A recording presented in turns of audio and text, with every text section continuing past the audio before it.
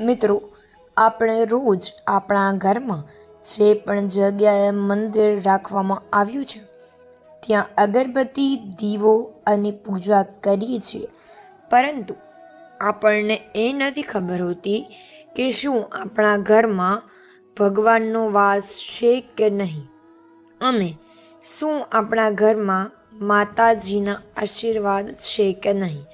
તો મિત્રો, જો આવું જાણવું હોય તો આપણે કેવી રીતે જાણી શકીએ? અને તો મિત્રો, આ વિડીયો આપણે એ પણ શાસ્ત્ર પ્રમાણે સંકેતો આપવામાં આવ્યા છે, તેમજ જૂના સમયમાં દાદા પરદાદાઓ જે સંકેતોનું પાલન કરતા હતા, અને તે સંકેતોથી આપણે જાણી શકીએ છીએ કે આપણા ઘરમાં ભગવાનના આશીર્વાદ છે કે નહીં. તો ખાસ મિત્રો, આ વિડીયોમાં અમે તમને અમુક સંકેતો જણાવવા જઈ રહ્યા છીએ, અને જે સંકેતો જાણ્યા પછી આપણને એ પણ ખબર પડી જશે કે શું આપના ઘરમાં ભગવાનનો વાસ છે અથવા તો માતાજીનો વાસ છે કે નહીં, અને શું આપણા ઘરમાં માતાજીના આશીર્વાદ છે કે નહીં. તો ખાસ દરેક હિન્દુ ભાઈઓ તથા બહેનો આ વિડીયોને અંત સુધી જરૂરથી નિહાળજો, અને આ વિડીયો આપના માટે ખૂબ જ ઉપયોગી બનશે.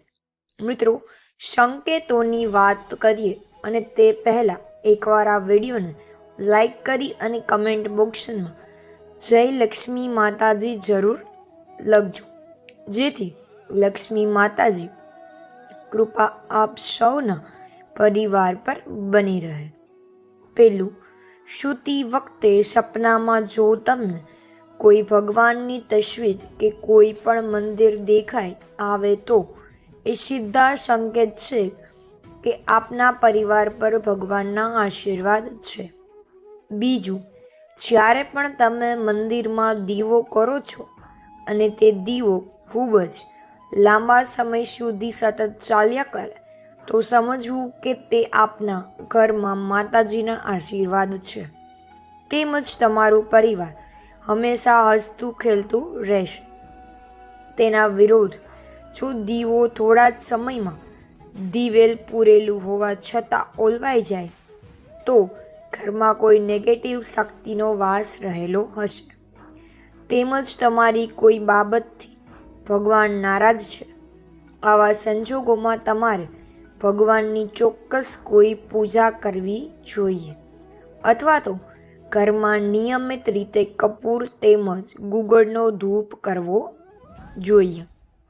ત્રીજું, અચાનક જ મંદિરની કોઈ મૂર્તિ નીચે પડીને ખંડિત થઈ ગઈ છે, તો સમજવું કે તમારી કોઈ બાબતથી ભગવાનમાં નારાજગી આવે છે. આવા સંજોગોમાં ભગવાન પાસે માફી માંગવી જોઈએ, અને ફરીવાર સરસ રીતે મંદિરનો શણગાર કરીને ભગવાનને બિરાજમાન કરવા જોઈએ.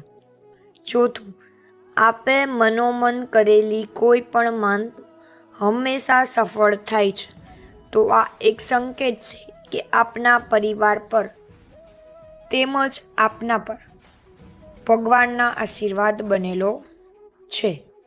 આવા સંજોગોમાં હંમેશા ભગવાનની નિયમિત રીતે સેવા પૂજા કરવી જોઈએ. પાંચમું, મંદિરમાં રાખવામાં આવતો દીવો અચાનક જ નીચે પડી જવો, અથવા તો દીવાથી મંદિરમાં આગ લાગવી, અને જો ક્યારેય પણ આવી ઘટના બને તો તમારે સાવધાન થવાની જરૂર છે કે ભગવાન તમારાથી ખૂબ જ નારાજ થયા છે, અને તેવા સંકેત છે કે જેથી કરી તમારે ભગવાનની જરૂરથી માફી માંગવી જોઈએ, તેમજ પૂજાપાઠ પણ કરવા જોઈએ. છઠ્ઠું, ભગવાનને ચડાવવામાં આવેલા ફૂલ બીજા દિવસે પણ સારા રહે છે, તો સમજવું કે તમારા સમગ્ર પરિવાર પર ભગવાનના આશીર્વાદ બનેલા છે, તેમજ હંમેશા તમારા ઘરમાં પોઝિટિવ ઉર્જાનો વાસ છે. સાતમું, ઘરમાં રાખેલા મંદિરનું વાતાવરણ પ્રફુલ્લિત હોય તો તે પરિવારમાં ભગવાનના આશીર્વાદ બને છે. તો ખાસ ઘરમાં રાખવામાં આવેલું મંદિર હંમેશા સ્વચ્છ હોવું જોઈએ તેમજ નિયમિત રીતે સેવા પૂજા થવી જોઈએ. 8મું, ઘરના મંદિરમાં ભગવાનની સામગ્રી સિવાય કોઈ પણ બીજી વસ્તુ ના રાખશો અને જો કોઈ અન્ય સામગ્રી હશે તો પરિવાર પર ભગવાનના આશીર્વાદ રહેવાની સંભાવના ઓછી થતી જાય છે. ભગવાનને આપણે એટલા સાચવીએ છીએ તેટલી જ તેની કૃપા આપણા પરિવાર પર બની રહે છે. 9મું, ભગવાનને ધરાવવામાં આવેલા થાળમાં કોઈ પણ જીવ કે પછી કીડી હોય કે પછી ઉંદર જો જોવા મળે અથવા તો તમને ખાતું જોવા મળે તો સમજવું જોઈએ કે આ આપની પ્રાર્થના સફળ થઈ છે તેમજ તે થાળ ભગવાન પાસે પહોંચી ચૂક્યો છે કારણ કે ભગવાન કોઈ પણ સ્વરૂપમાં તમે ધરેલો થાળ ચાખવા આવેલા છે. જેથી આવા સંજોગોમાં બંને હાથ જોડી અને ભગવાનનો આભાર માનવો જોઈએ. 10મું, પૂજા સમયે ભગવાનને કરવામાં આવતી અગરબત્તી સંપૂર્ણ રીતે ચાલે છે તો સમજવું કે તમારા પરિવાર પર ભગવાનના આશીર્વાદ બનેલા છે. નંબર 11, પૂજા સમયે ઘરમાં નાના બાળકો પણ ભગવાનના નામ અથવા તો ધૂન ગાય છે તો સમજવું કે આવનારો સમય તમારા પરિવાર માટે ખૂબ જ સારો આવશે તેમજ આપના સંતાનો પર માતાજીના આશીર્વાદ બનેલા રહેશે. નંબર 12, જે લોકો સવાર સાંજ નિયમિત રીતે ભગવાનની સેવા પૂજા કરે છે તે પરિવાર હંમેશા હર્યો ભર્યો રહે છે તેમજ તે ઘરમાં ક્યારેય પણ નેગેટિવ ઉર્જાનો વાસ થતો નથી. નંબર 13, જો તમારા ઘરમાં ક્યારેય પણ તુલસીનો છોડ સુકાતો નથી તો સમજવું કે ઘરમાં ભગવાનના આશીર્વાદ બનેલા છે અને આવા સંજોગોમાં ભગવાનની સાથે તુલસીના છોડની પણ નિયમિત રીતે પૂજા કરવી જોઈએ. એક અગરબત્તી આપ તુલસીના છોડ પર રાખી દો છો અથવા તો રાખી શકો છો. નંબર 14, જો આપના ઘરમાં મંદિરમાં હંમેશા છૂટા પૈસા જોવા મળે છે તો તે ઘર માટે ખૂબ જ શુભ માનવામાં આવે છે અને આવા સંજોગમાં લક્ષ્મી માતાજી ક્યારેય પણ તમારા ઘરમાંથી પૈસાની અછત થવા દેતા નથી અને જેથી ઘરના મંદિરમાં થોડા પૈસા છૂટા જરૂરથી રાખવા જોઈએ. નંબર 15, જે મંદિરમાં સ્વસ્તિકની સાથે થોડું ગંગાજળ રાખવામાં આવે છે તો તે ઘરમાં હંમેશા સકારાત્મક શક્તિનો વાસ થાય છે તેમજ ઘરમાં અચાનક કોઈ પણ પ્રકારની મુસીબત આવતી નથી.